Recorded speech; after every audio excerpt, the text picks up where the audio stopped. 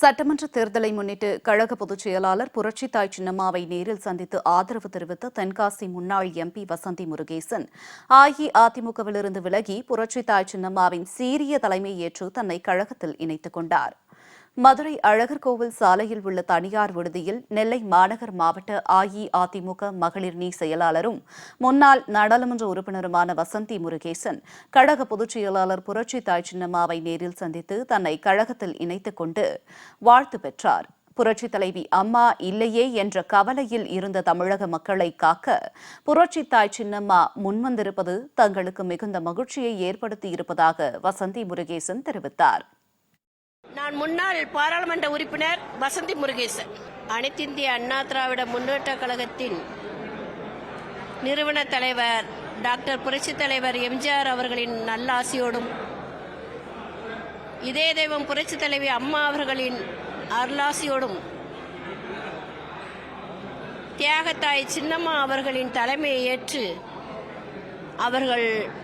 சின்னம்மா அவர்கள் மட்டுமே இந்த தமிழகத்தை வழிநடத்த முடியும் என்று கோட்பாடை தமிழக மக்கள் எதிர்பார்த்து கொண்டிருக்கின்ற இந்த வேளையில் சின்னம்மா அவர்கள் நேற்று பசும்பொன்னில் ஐயா முத்துராமலிங்க தேவர் பிறந்த மண்ணில் அம்மா தெளிவா அமைதியா அழகா பேசினாங்க.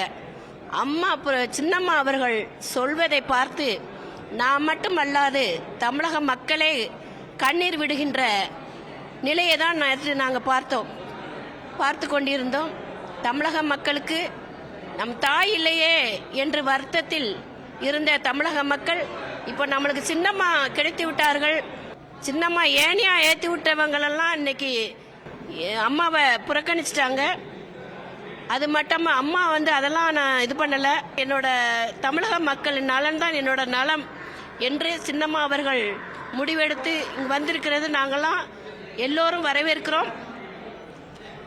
நெருப்பாற்றில் நீந்தி நெஞ்சுறுதியோடு புரட்சி தலைவி அம்மா அவர்களும் சின்னம்மா அவர்களும் இந்த கட்சியையும் கழகத்தையும் காத்துட்டு இருந்தாங்க.